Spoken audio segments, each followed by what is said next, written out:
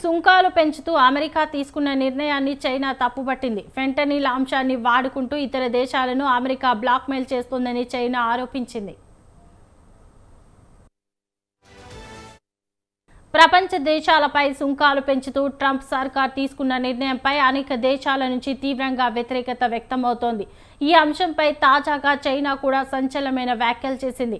ఇతర దేశాలను బ్లాక్మెయిల్ చేయడానికి ఫెంటనిల్ అంశాన్ని అమెరికా ఉపయోగించుకుంటోందని చైనా ఆరోపించింది.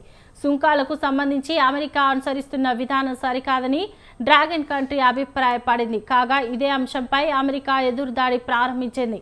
ఫెంటనిల్ పై చైనా రివర్స్ యుద్ధం చేస్తోందని అమెరికా ఘాటు ఆరోపణలు చేసింది.